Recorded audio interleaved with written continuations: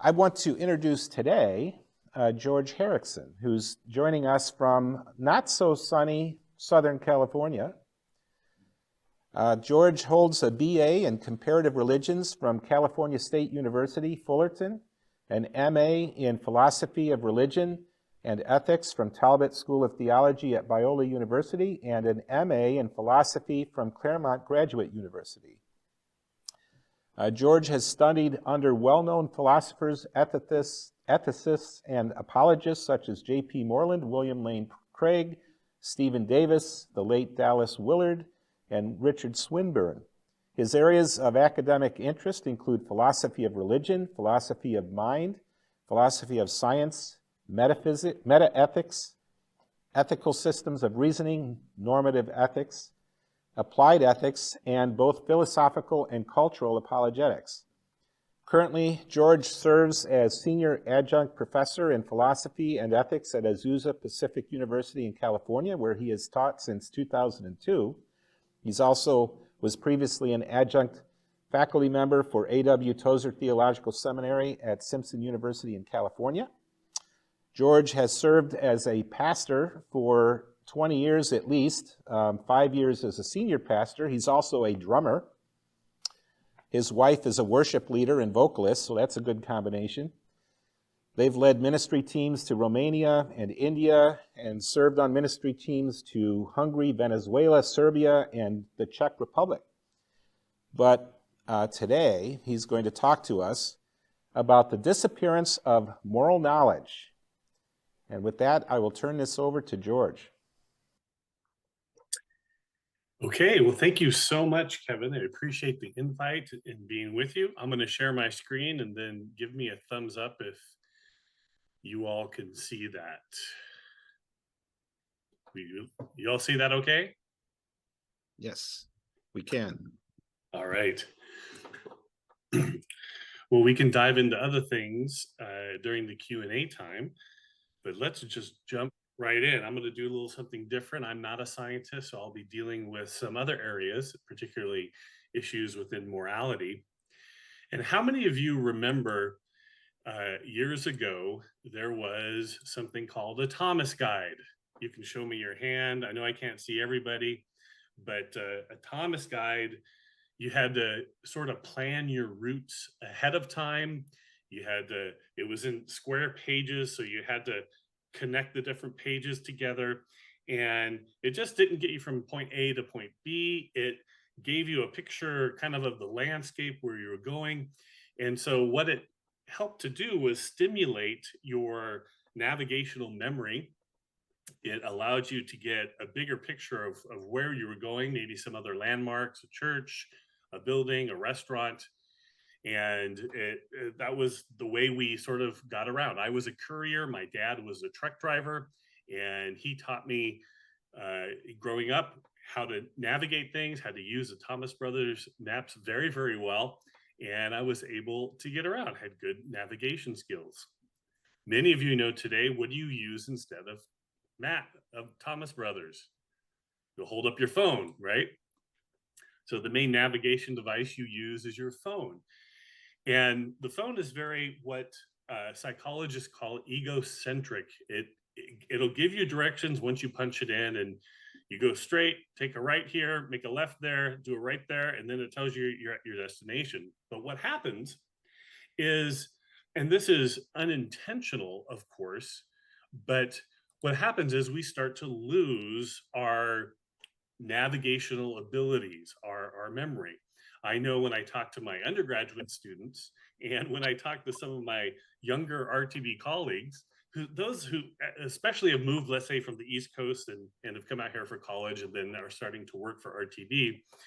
One in particular who lives in a town called La Habra here. I said, oh, so where do you live? And she told me her streets. And I said, oh, have you ever been to this particular Mexican restaurant? She goes, I go, it's just around the corner from your house. And she says, no, I have no idea it was there. She goes, I just get lost really easy. The main thing I do is I just punch in the directions and I go from here to RTB and back again. And I have a couple of places where I go. I have no idea what's around me. And so what researchers, from neuroscientists to psychologists to others, have found out is that the use of GPS navigation results in the disappearance of spatial memory. Again, an unintended consequence. It diminishes our spatial navigation and also our ability to mental map.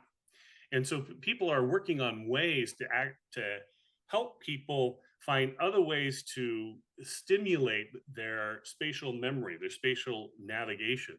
But essentially, for almost a generation of people, they have lost their ability to have this mental mapping of their areas. They rely so much on GPS. Now, imagine if GPS disappeared, or obviously they lose their phone or that. It's very easy for them to lose direction in life. Well, this is something interesting just in the technological world that affects us. But in some ways, a parallel has happened in our moral life and in our community moral life in the world.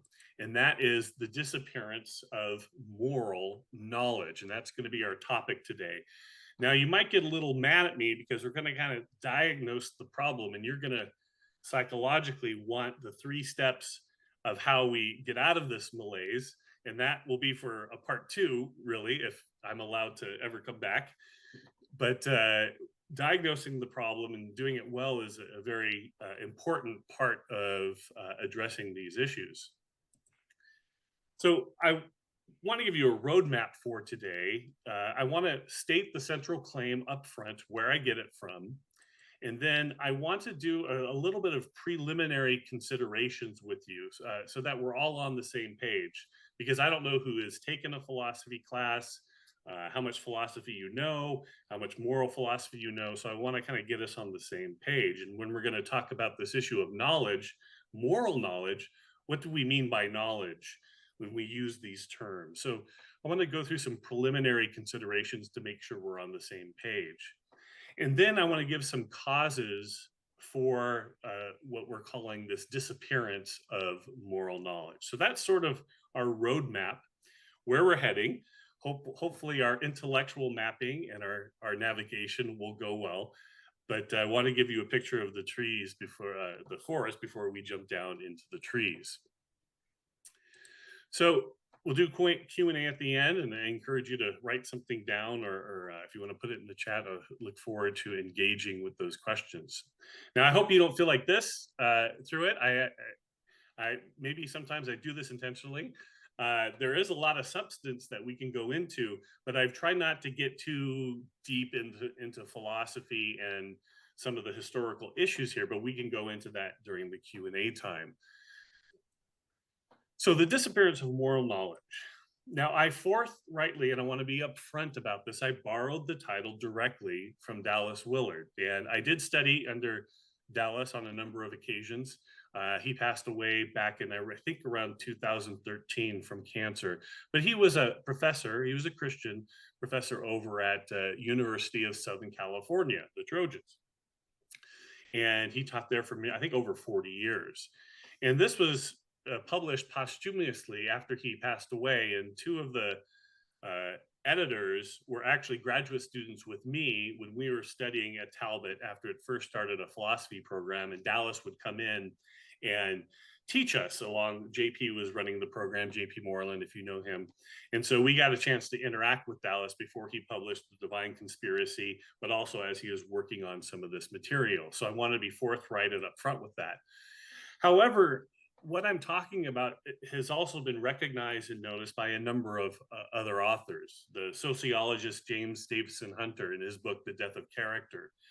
Julie Rubin has an excellent work if you want to know kind of the trajectory and the history of the modern university, especially in America, and how this moral disappearance took place. She goes deeply into that. Davison has Hunter has another book with a philosopher named Paul Netoliski, and they have a great book on science and the good. Can science give us a foundation for morality?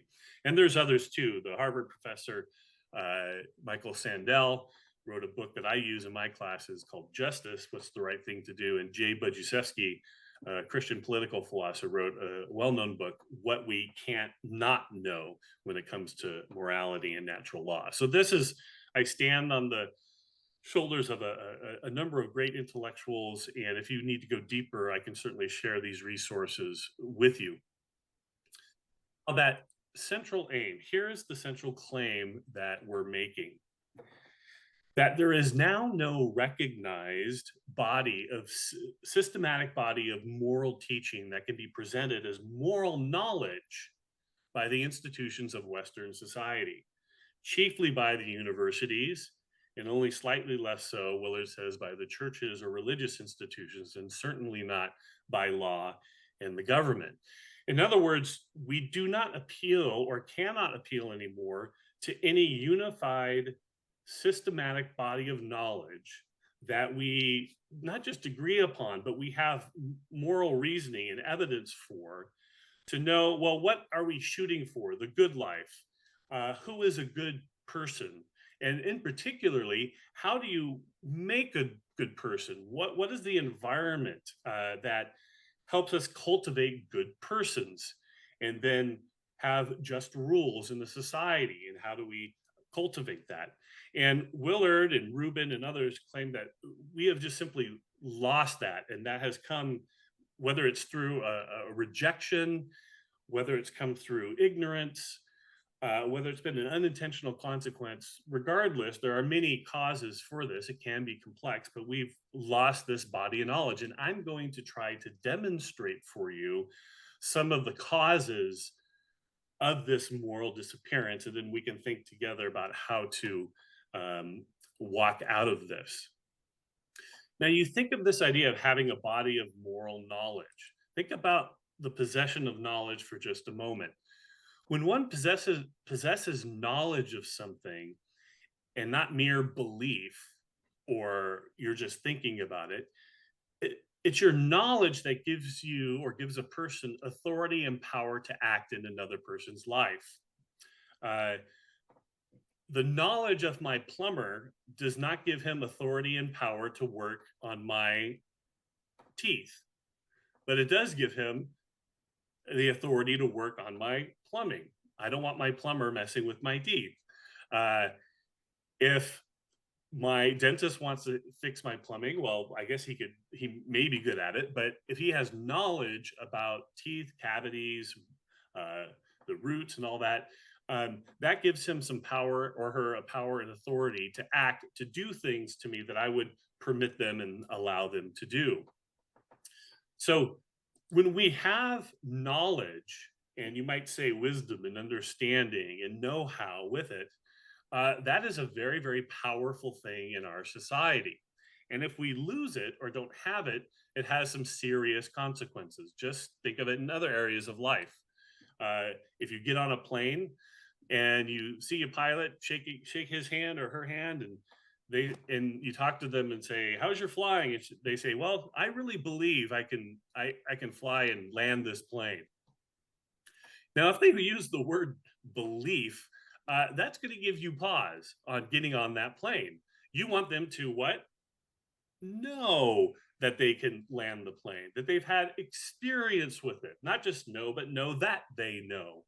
And we see many instances of this when we have pilots like Sullenberger, who was able to land his plane and save so many people because he had knowledge and deep experience with that knowledge. So knowledge is a very, very powerful thing. And the Bible actually has a lot to say about knowledge and not just mere belief. So knowledge can disappear because it's rejected, ignored, forgotten, or not cultivated. So there can be many aspects of why this can happen. And I'm going to try to give some causes for that when it comes to morality. Think about this in the biblical tradition, going all the way back to Hosea 4. You may be familiar with the verse. It says, "My people are destroyed for the lack of" what? Now, some people will say, well, belief, or for the lack of worship. But Hosea says, actually, "My people are destroyed for the lack of knowledge." Because you have rejected knowledge, I reject you. And this is moral knowledge here. I reject you from being a priest to me. And since you have forgotten the law of your God, I will also forget your children. And the prophet goes on and discusses these things. But it's due to a lack of knowledge, whether it's rejected, ignored, or forgotten. We can take this further, just building on this idea of knowledge and its connection to how we live well. We also see in the prophet Isaiah uh, a criticism of the people of Israel. He says, "The way of peace they do not." It's not they do not believe. It's that they do not know, morally know. There is no justice in their paths. They have turned them into crooked roads. No one who walks along them will know peace. So justice is, notice the language here, far from us, and righteousness does not reach us.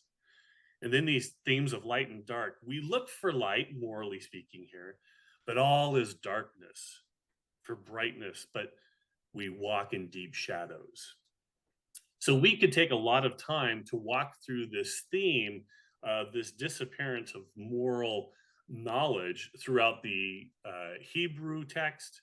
We can walk through it through the New Testament text, and we can see it ebb and flow throughout history. But just for sake of time, moving into our particular time, let's take not too long ago, but the 1960s during the era of civil rights and a number of other, the sexual revolution, and that take someone like the Reverend and Dr. Martin Luther King Jr. He wrote in a piece called Knock at Midnight. It's interesting, a lot of time today's people take out the Reverend part of Martin Luther King Jr. and just call him Dr. Martin Luther King Jr. But I always like to ask, do you know what his doctorate is in? And it was a theological doctorate on a particular issue on the nature of God. So he was deeply ensconced in biblical thinking and theological thinking in that. And in this particular pretty famous little booklet, The Knock at Midnight, he says this: "It is midnight in the parable." He was referring to the parable in Luke chapter 11. And there's this knock at the door at night from a neighbor who asked for some food to give to a friend, a fellow traveler. But King says, "It is also midnight in our world." Notice the similar language to Isaiah. "And the darkness is so deep that we can hardly see which way to turn. It is also midnight within our moral order." He continues, "At midnight, colors lose their distinctiveness and become a sullen shade of gray. Moral principles have lost their distinctiveness. For modern man, absolute right and wrong are a matter of what the majority is doing. Right and wrong are relative to likes and dislikes and the customs of a particular community. So it's not moral knowledge, it's relegated to taste, morality is. We have unconsciously applied," Dr. King says, "Einstein's theory of relativity, which properly describes the physical universe, to the moral and ethical realm." And he's pointing to as well, during his own time, this sort of disappearance of moral knowledge. It's dark. We can't distinguish right from wrong, or we reduce it to taste and likes or what the majority is doing. So there's lots of figures who hit upon this, though they use different kinds of language. So there's this body of moral knowledge that we used to appeal to, and that body of knowledge has disappeared.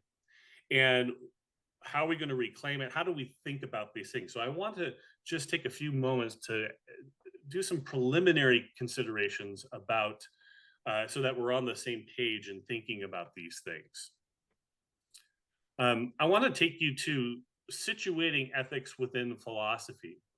Over the last 100 years or so, there actually has been a move to shift ethics or morality away from philosophy and move it to a science of ethics, and then more specifically, to have it be empirically based. And there's a number of reasons why that project has failed. We don't have time to get into it here, but that has been the shift. But properly speaking and historically, Morality has been situated within the discipline of philosophy. With that, we'll talk briefly about what is knowledge. What do we mean when we use the word knowledge? What do philosophers mean? What do we mean when it comes to moral knowledge? And then I want to point to, you will recognize probably in our day, there's this ubiquity of moral talk. I mean, it's literally everywhere. We can't escape it. It's a part of everyday human life. It's a part of the language we hear in newspapers, media, social media, debates all over the place. But so that raises a paradox with all of this moral talk, with all of this people trying to legislate morality. How in the world could someone like Willard or others or myself claim that morality has disappeared? So, some quick preliminary considerations. Let's start talking with situating ethics within philosophy. Um, in philosophy, if we had time to, talk through this, I do this in my philosophy classes. There are essentially four fields of study within philosophy. There's something called metaphysics, which is where we study the nature of reality. When we say something is real, what do we mean by that? How do we categorize that? Are there only physical things that are real, or there are immaterial or mental things or spirits? So we wrestle with that. If you say Charlie Brown is real, well, what do you mean by real there? Or numbers are real, or are they useful fictions? This is something that metaphysics studies and tries to unravel. Sometimes you can put theology under metaphysics, the understanding of the nature of God, or philosophical theology, or rational theology. Epistemology is one's theory of knowledge or how you come to know something. It's one thing to describe, let's say, the nature of God or the nature of numbers, but how do we come to know them? How do we justify them? What does it mean when we say that it's true that 1 + 1 = 2? Or that Charlie Brown is a character, or that God is omnipotent? How do we come to know those propositions are true? So epistemology wrestles with our understanding of how we come to know things. And there are different claims that require different means of investigation. If I say there are 4 philosophy books in the trunk of my car, well, you might know that based on my testimony or my authority, or you might go out and look at those, open the trunk and look to see, oh yeah, there's 4 philosophy books there. But if I said mercy is in the trunk, well, you might think of a couple things. Hopefully, mercy isn't a person. I'm not referring to a person, but rather mercy, the virtue. Well, you wouldn't look in the trunk for mercy as a virtue. Where would you look for mercy? What kind of thing is mercy, and how do we grab a hold of that? How do we know that mercy is a virtue and not a vice, for instance? So epistemology takes on that posture. Then there's something known as value theory, and this is a broad category, but it studies the worth and importance of things, of people, and there's some important subcategories there. I don't know if this has ever happened to you. It's happened to me actually a couple of times in life. My home has been threatened by fire. One time when I was in high school, another time when I was visiting my parents in Northern California. And I remember very distinctly my dad, as the fire came over the hill threatening our street and the fire trucks rolled in, my dad looked at me and my sister and said, "You can take one thing. And what would you choose?" It's what's of worth and importance to you. And of course, my mom back then took the folder of photographs. My sister, she grabbed one of her favorite, I think it was a Garfield doll, something along those lines. And then I ran into the house and I grabbed my drum set. And my sister was so mad because here I am pulling in pieces, cymbals, drums, stands. And she says, "You're only supposed to take one thing." And I said, "I'm only taking one drum set. That's it." So even back then, I was a little philosophical.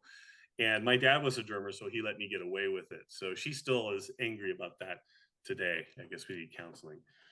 So value theory talks about that worth and importance. Now, ethics actually is a subfield of value theory, where it talks about human beings, their value, uh, their relationship to other things, whether that's other human beings or their kids or the environment. You can even talk about, like Leslie's going to talk about. Another part of that is also aesthetics. That's the study of beauty and art. Is there objective beauty, or is it completely subject to taste in that? So, of course, these disciplines interact with one another. One can talk about beauty, but how do you come to know it? That's an epistemological issue.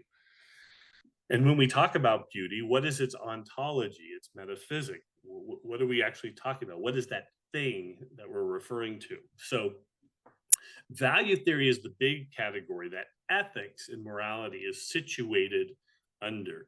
And that's the thing that we're most focused on. The last category is the art and science of right reasoning, which is logic. It's both a field within itself, but can be applied, obviously. It's a tool that we use to think through these other fields. Okay. Now, hopefully that makes sense to you.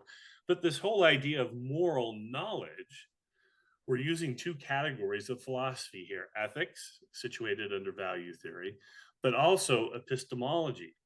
We're saying we can have something more than moral belief. Moral knowledge is something more substantial, and I'll try to unpack that just a little bit.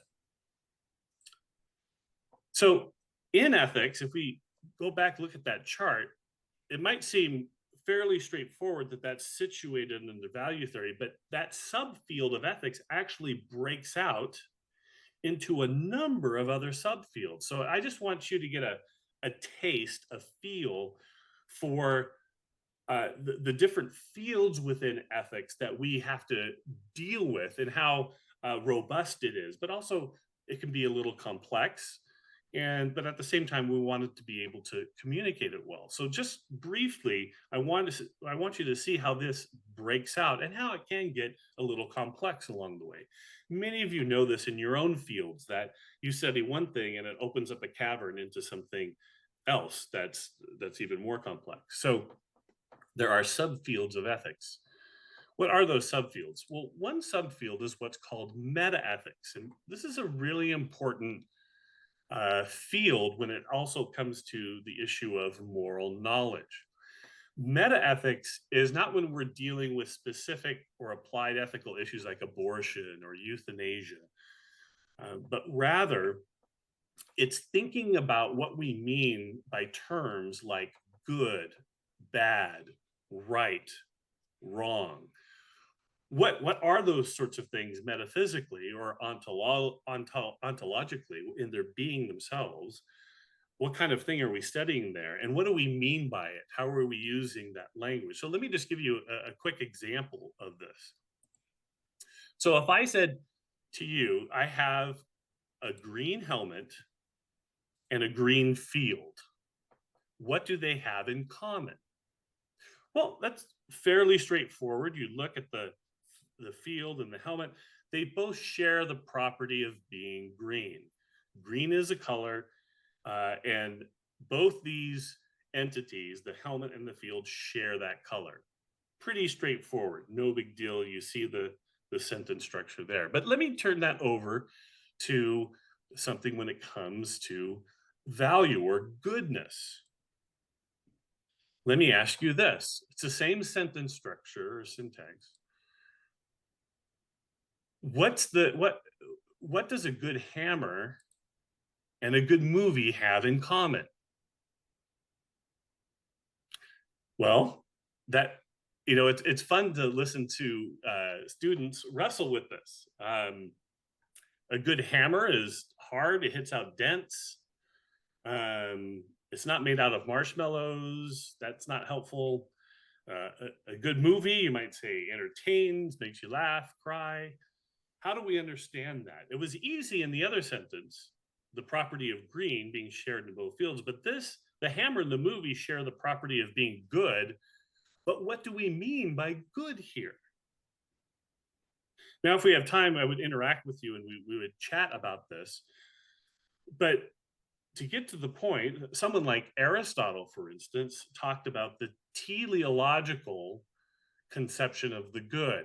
In other words, what we mean by good here is that good means that the thing accomplishes what it was intended to do.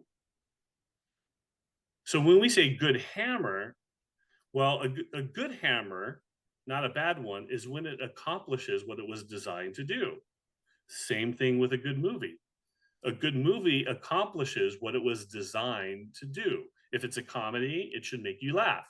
If it doesn't make you laugh, it's not a good comedy. So what these two things share in common is a concept of goodness.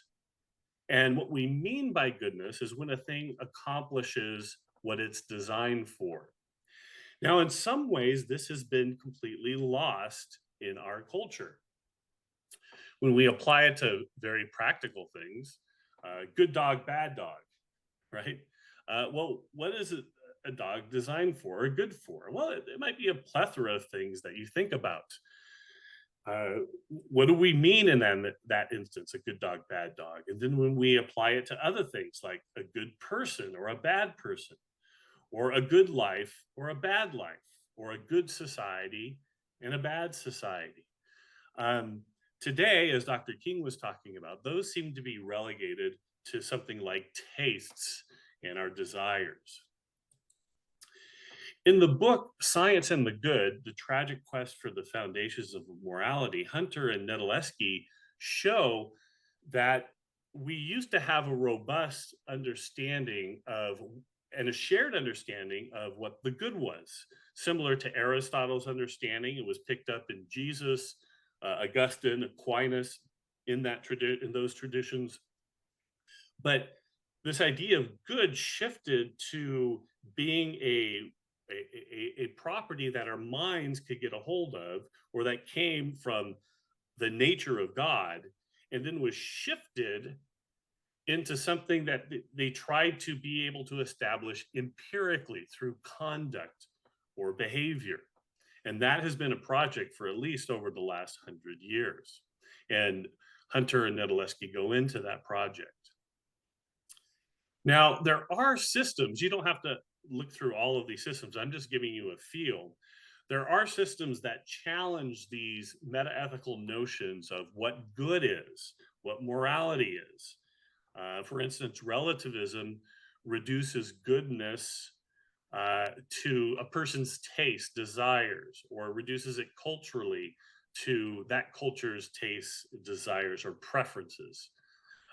Psychological egoism denies that there is any altruistic behaviors. All behaviors are selfish or self-focused in nature. And I could go on and talk about these other challenges to morality as well. So metaethics is a really important field that deals with our understanding of goodness itself. That'll come up again. Descriptive ethics really isn't in philosophy. It's a matter of sociology and anthropology. Just as its name says, it describes what people have done, what they are doing, and what they will do. But what it doesn't do, it doesn't tell us what we should have done, what we should do, and what we should do in the future. Descriptive ethics just describes what we are doing ethically. Now, a lot of people slip into this category when they're talking about morality. You hear it when a politician says, well, I wouldn't legislate my views on abortion, but I wouldn't have one. Well, they're giving us just a description of what they would and would not do. They're not talking about what we should do.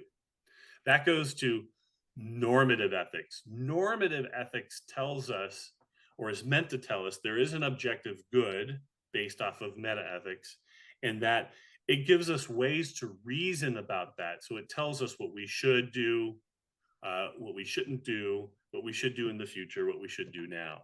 Okay. There are two, just to give you a flavor, one of the problems today is we used to have a way of reasoning normatively together, but that has fragmented into a number of systems. So you can picture them here. Again, you don't have to know all these, but there are a number, you got at least 8 here, of different normative ethical systems that believe there's a good, but they define the good a little differently and they reason about it. So, how a virtue theorist reasons about the good and consequences and that is very different than a utilitarianism. Okay. And I just want you to get a feel that there's sometimes what's going on in our culture and this disappearance is because there's no single way to reason about these things. It's been fragmented. Two other fields just making you aware of is moral psychology, where we integrate psychology and philosophy. We talk about, hey, what are the stages of growth in morality? What are our capacities when it comes to morality? Whether it's when we're young or teenagers or when we get older, moral psychology wrestles with that. And of course, applied ethics is another part. Now, applied ethics is when we apply this reasoning to very specific things. And I do a survey every start of the semester, and what you will see is that, let's say I have 25 students in there. Those students, I get them to rank their top ethical concerns that they want to deal with in our applied ethics class, and it's just a plethora of issues that they're having to think about. And it used to be the case that a lot of these issues were sort of taken care of by the system of ethics that we were using. That's not so today. Uh, Everyone seems to think a little bit differently, and there's so many issues. Some of this stemming from technology that they just feel that they're in this paradox of choice. What thing do I focus on?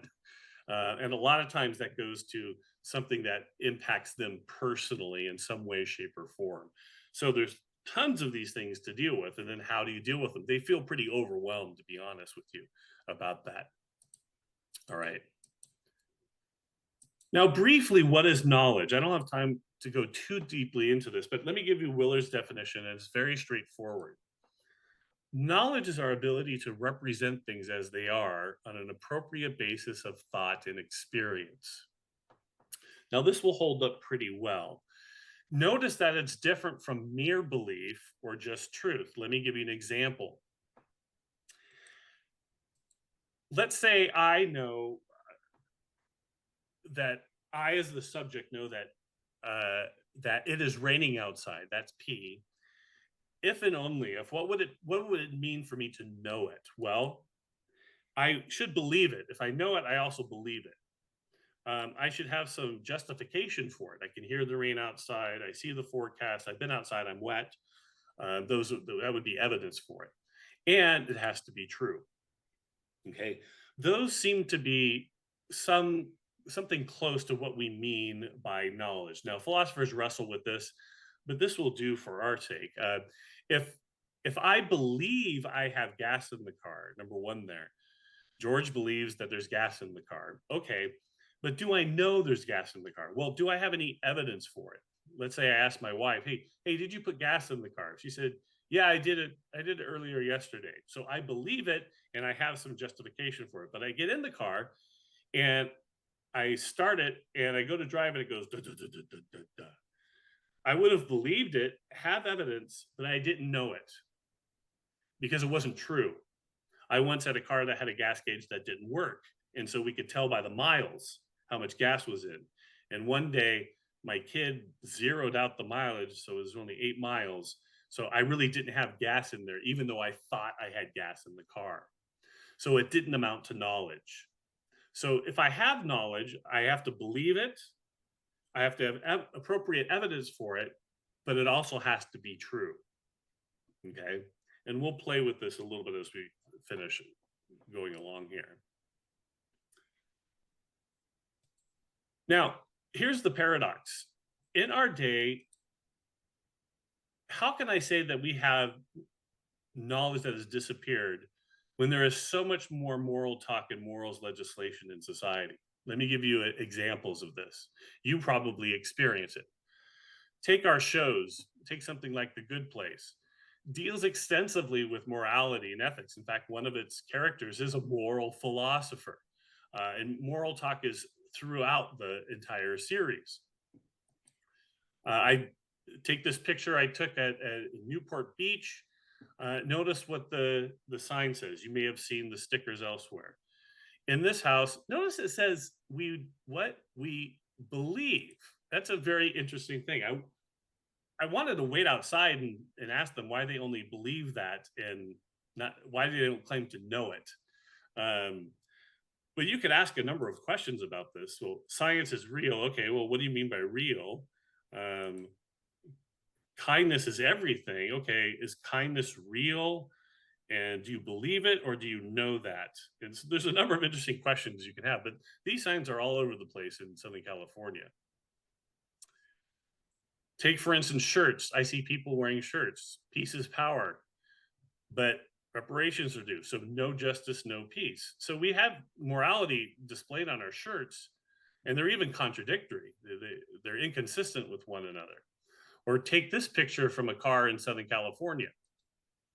This person says, I'm pro-choice America, but yet they say boycott veal, stop factory farming. So over here on the abortionists, they're pro-choice, but over here, they're not pro-choice at all. And I wanted to ask the person, I'm like, do you see the inconsistency here at all, right? Even this is a screenshot from actually my phone. Even when I go to Chipotle here in Southern California, they talk about my real food print, my impact on the society, right? And how I'm contributing essentially to the environment and environmental ethics. I even like how the metrics are powered by a company called How Good down there at the bottom. So you just can't get away from the moral issues that are around us. However, we don't have a way of consistently talking about these things. There's no body of knowledge for us to do that. So we have a paradox. The paradox is this. Have you ever wondered, or at least I do, why my students or sometimes my friends simultaneously deny moral facts yet accept the universal wrongness of bullying, sexual assault, or greed? They're sort of caught. They don't think that there are moral facts or moral knowledge, but yet they affirm all these different aspects of morality, right? So let me give you some particular causes of why this is the case, and we'll close up for some questions. So one of the causes for disappearance, Willard points this out, but others have too, has been the discrediting of religion, and even particularly the marginalization of the church as a source of knowledge for reality and moral reality. And this is a really key deal. And we could go a long time just on this if we wanted to.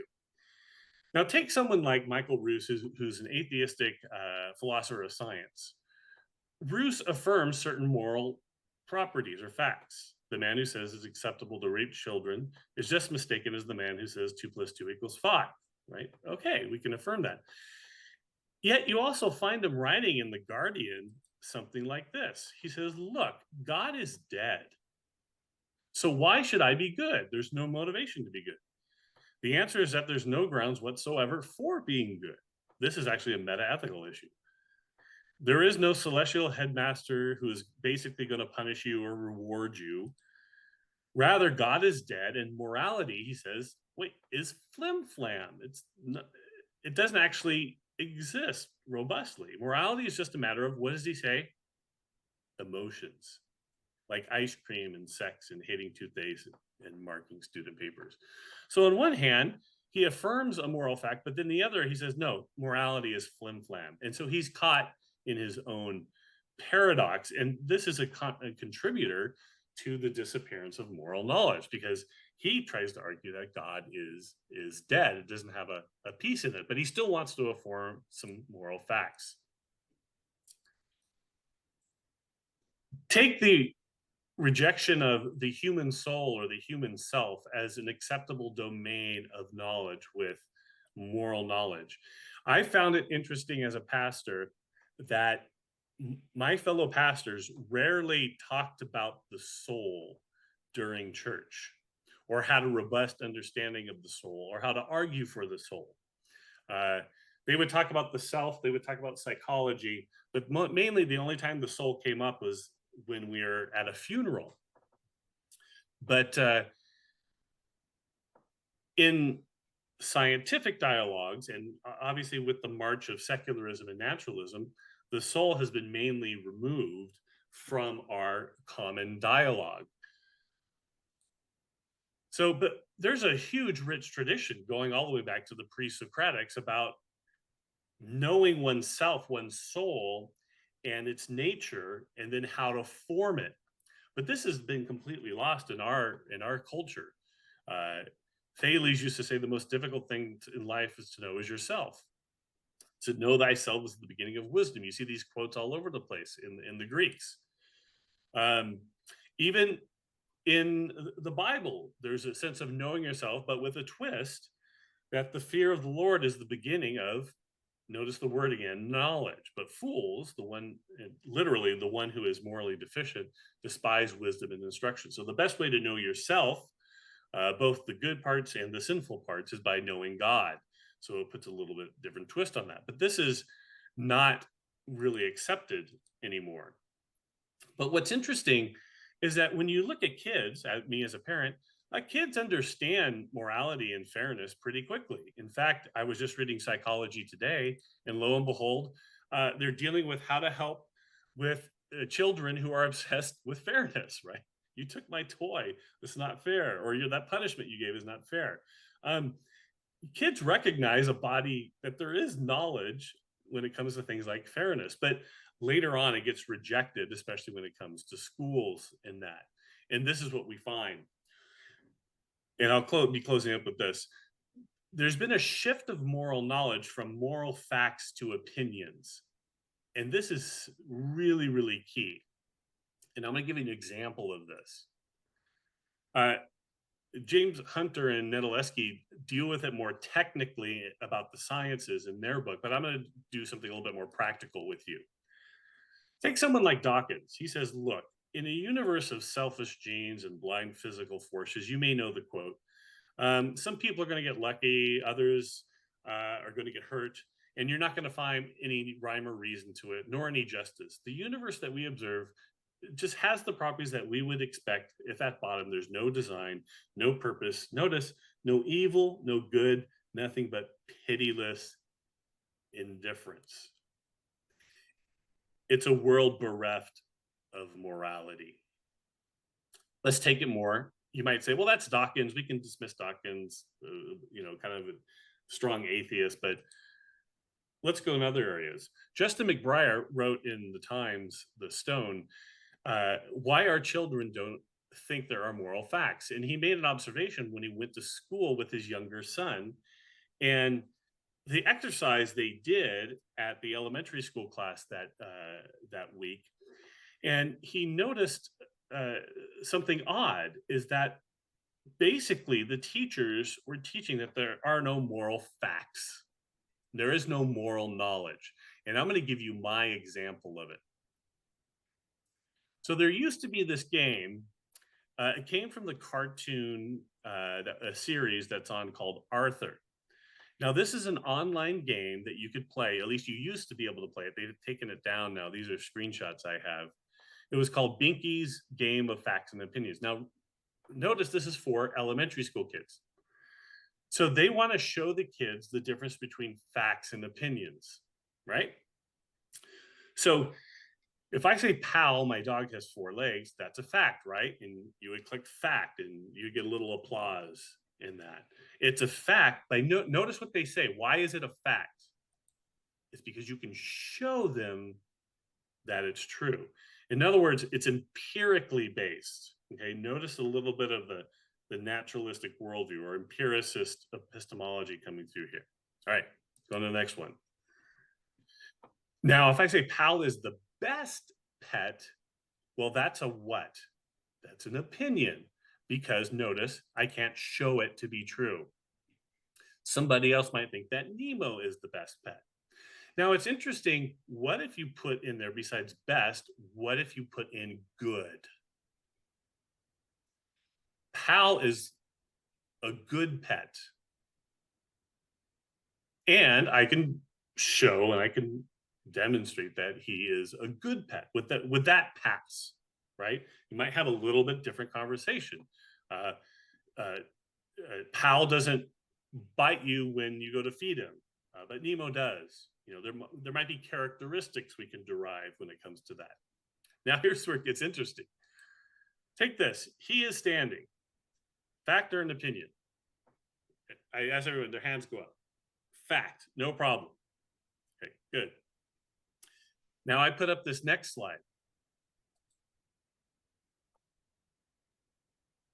He is a boy. 5, 7 years ago, everyone's hand goes up. Yes, fact. Today, nobody will answer it in class.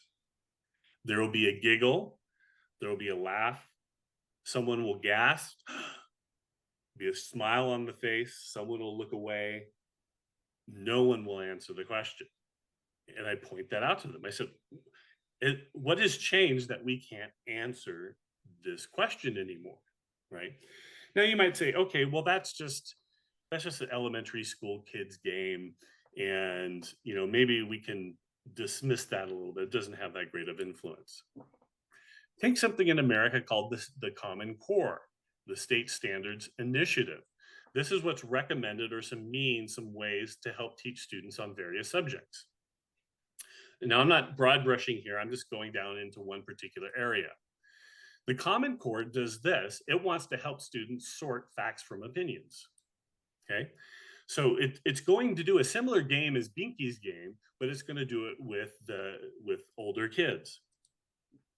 Here's what they do. Now, please notice this and notice the definitions. They give you 2 definitions as a student. Here's a fact, something that is true about a subject and can be, notice again, tested or proven. Then you write down this definition, opinion, what someone thinks, feels, or believes. Okay, got that? That's what this is the definitions. That's what a fact is. That's what's an opinion. And then what they do is they give you an exercise of a number of statements, and you have to sort them from fact and opinion. And here it is. We don't have time to go through them all, but here they are. Copying homework assignments is wrong. Cursing in school is inappropriate behavior. All men and women are created equal, on and on. And they give you a list of about 7. So you write them down. I have everyone, I've done this for, I don't know, 15 years or so. And write down fact or opinion, right? Look at the definitions. So let's look at number 1. We're in a classroom. Copying homework assignments is wrong. Fact or opinion. Almost everyone writes opinion. And I go, what if I change it to cheating on homework assignments is wrong? And most of them still say, well, it's opinion, right? Okay. What about number 5? Is it wrong for people in the US under the age of 21 to drink alcohol? I said, isn't that a fact? And they'll say, no, it's an opinion. Why? Because it's a fact that it's illegal, but that doesn't make it wrong. So they make a distinction there. Then I go, well, what about number 3? All men and women are created equal. Is that a fact or an opinion? And believe it or not, there's a little wrestling. They understand the weightiness of it, but most of them answer opinion. In fact, the Common Core, if you look at the key for the student teacher, marks all of these as matters of opinion. They can't be claims to fact or to a factual claim. So right before you here, you have the disappearance of moral knowledge. You can't know that these are morally right or wrong. What is going on here? The students are literally taught that all value, moral, and aesthetic claims, good, bad, right, and wrong, ugly, beautiful, are all opinion claims and are not facts. In other words, they're about beliefs. They're not about knowledge in the world. And so the teacher, I don't really blame, they're just not trained in this area well. So there actually is a loss of moral knowledge for our children and in our institutions. And I think our teachers are deeply confused, and I've talked to them about this. But you see, statements can be true even if one cannot prove them. It could be true that there's no life on other planets, even though I don't know it. In other words, I can't prove it. It could still be true. God might know, for instance. I can have an opinion. I believe George Washington was the first president of the United States, but just because I believe doesn't it doesn't follow from that it's not a fact. No, it is. In fact, I can remove the I believe part and just say George Washington was the first president. Also, value claims or moral claims like torturing people for fun on weekends is wrong. Um, I can know that it's my opinion, but it's also something I know to be true. And I would tell the students, don't you know this is morally true? And they begrudgingly kind of shake their heads. I'm like, why does it take you so much encouragement to say no, torturing people for fun is wrong? They're hesitant to do it because of this teaching. Now, I want to close here, but if I had time, I could take you through the university and how this is the case. The fact, I'm going to skip this, but that the universities, this is Harvard President Derek Bach, he mentioned in the 80s that, look, religious institutions are discredited. They can't grow young people or help them ethically anymore. So we as universities need to take over the role of giving standards to the students. But what was happening at the same time is you have ethics departments and other places saying, no, our aim is not to train morally students. That's not our aim whatsoever. So there's a distinction between the administration and the actual teaching profession. Further, if we went into law, something like the Supreme Court, take this statement from the Planned Parenthood Casey decision. At the heart of liberty is the right to define what? One's own concept of existence and meaning and the mystery of human life. Beliefs about these matters cannot define the attributes of personhood were they conformed under the compulsion of the state. In other words, what you have, even at the Supreme Court level, you have a personal, subjective, moral autonomy that's embedded in some of the ruling commentary in our law. It's a loss of moral knowledge. I'm going to conclude with this quote. Comes from James Davison Hunter. Listen to what he says very carefully. He says, as it is currently institutionalized, moral education does just the opposite of what it intends.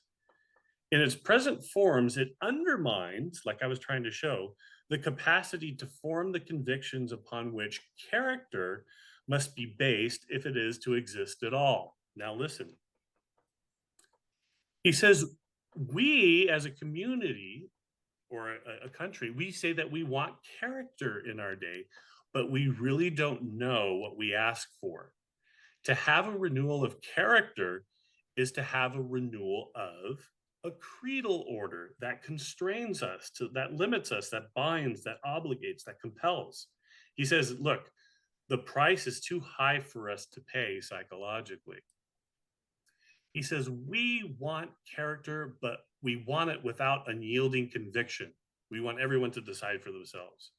We want strong morality, but without the emotional burden of guilt and shame. We don't want to say what's good or evil, broadly speaking. We want virtue, but without particular moral justifications that invariably offend other people. If you say something is right and wrong, it's going to offend others. We want good without having to name evil. We want decency without the authority to insist upon it. We want more community without any limitations to personal freedom. And then the kicker comes. He says, in short, we want what we cannot possibly have on the terms that we want it. Or as T.S. Eliot once quipped, he says, we are looking for a system so perfect that we won't have to be good, he says, in society. So let me leave it there. I've tried to argue that there's a disappearance of moral knowledge, not belief, not people trying to legislate morality, but moral knowledge that we can appeal to. And I tried to give some justification or some causes with some explanations in the talk itself. So I'm open to your comments, your criticisms, your questions on where we go from here. I'd love to hear your own thoughts on what you experience. So let me open it up.